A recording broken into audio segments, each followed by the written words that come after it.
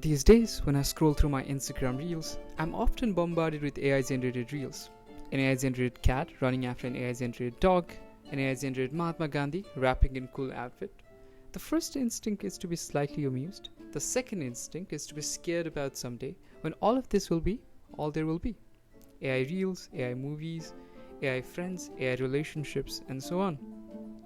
Rumor aside, what bad might come out of the extremely hyper mass produced videos, except them rotting our brains? Today, we're going to talk about just that. To take this matter more seriously, we might need to reference the French sociologist and philosopher Jean Baudrillard. One could say that our society is an advanced capitalist society where capital or money forms the baseline of majority of our interactions with the world. But money, at the core, is a representation of abstract ideas of labor, work, and value. So built in the capitalist system is the hidden distinction between the reality and the representation that we use to relate to that reality, just as we use money to relate to work or labor. Now, Baudrillard argues that in today's society, we become so unable to distinguish between what is real and what is representation, we kind of live in what he calls hyperreality. In hyperreality, a fake kind of reality is created which stops having any meaningful connection to the actual reality. In early modern societies, representations, like an image or a map, were understood to be duplicates. They were understood for what they were, a copy and not the real thing. For example, a map was considered to be merely a representation of Earth and landmass. The pragmatic nature of it, that it was just a convenient, imperfect duplicate of landmass, was apparent. In industrial world, as mass production of items became widely available, the copies started being less distinct than the original object. In fact, with mass production, there is no true original object, there are only copies. There is no one original iPhone to start out with. There is no one original t-shirt to buy. Mass production means that thousands and thousands of iPhones and t-shirts are produced at the same time. There is no real iPhone or a t-shirt I could point to. Now we could take this one step further and argue. While representation was created to aid us to interact with the reality, what is happening now is that the representation and reality have become extremely disconnected. In fact, representation precedes a different form of reality, and it dictates how people interact with this new reality. As I said earlier, the hyper-reality. For example, money now dictates what people do. Instagram images determine people's lives. When people look at maps and pinpoint what percent of map they've covered in their Bean app, it determines which places they will go next so that they can compare it with their friends. Reality in hyperreal is produced by codes and media. Today, money doesn't refer back to gold or labor. Instagram reels do not often refer back to real life events. AI-generated images do not refer back to any real representation in the world. This product of hyperreality, the world that we live in with this condition of hyperreality, is called simulacrum. The simulacrum acts to be so true that it conceals the fact that there is no truth anymore. One of the most amusing examples Baudrillard uses to talk of simulacrum is the example of Disneyland.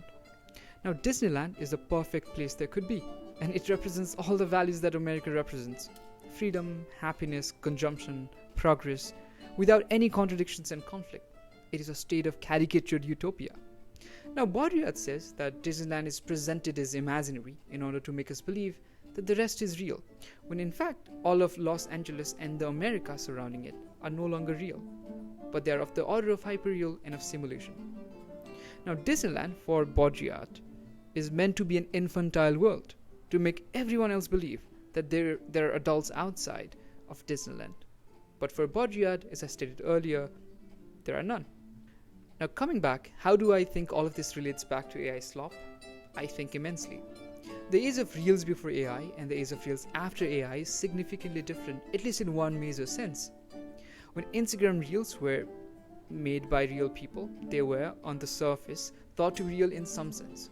However, deep down, most of the stories people post or the videos influencers put in their accounts are caricatures and they do not represent their lives at all. There already was a disconnect between reality and representation. And still, these videos guided a lot of people's lives.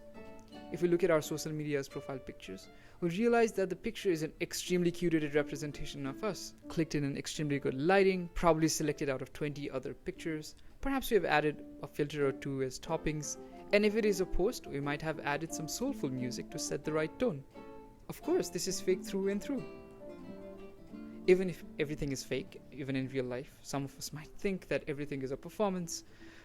Clicking yourself on camera, selecting it, editing it, adding filters just to post it makes it much more faker. And often this profile picture is what I'm judged by. The world associates me with a simulacrum, which exists irrespective of me. When I text somebody, it pops up alongside my message. When I call them, it pops up in the screen. And when they compare themselves with me, it makes them feel better or worse. Compare that to the recent trend of what has been permeating in Instagram and Facebook. Everyone play along, go to ChatGPT and use this prompt, create a caricature of me and my job based on everything you know about it. These kind of templates are being shared and used for tens of millions of times. Now, AI Slop stands to make what is real more and more distant from us, primarily by changing our perception of what is real. The AI content feels obviously unreal for now. As I first did, when you look at AI Slop, we laugh at the fakery of it all. The existence of AI Slop, though, makes everything else that is not AI Slop falsely seem more real. If AI Slop is the baseline for what is a caricature, influencer reels that are also hyperreal suddenly start looking much more real. The pictures people post, the filters we apply, the editing we do, it becomes negligible distortion of reality in front of AI-generated monkeys riding AI-generated bicycles, and so on. To keep our sense of reality intact, we have to protest the incorporation of AI-generated content in our social media feed. Our algorithms can be curated to some extent based on what we watch. I think we ought to tap not interested in the reels that are made by AI, as AI reels circulate as a simulacrum of their own, and eventually claim to be the real thing. Perhaps they'll claim to be our friends someday, or worse, our partner. We get more and more incapable than we already are in realizing that we live in the world that actively conceals the absence of truth. AI Slop is a Disneyland, and if we visit it too often, we'll falsely think that the world outside, the influencers, the advertisers, are so much more real.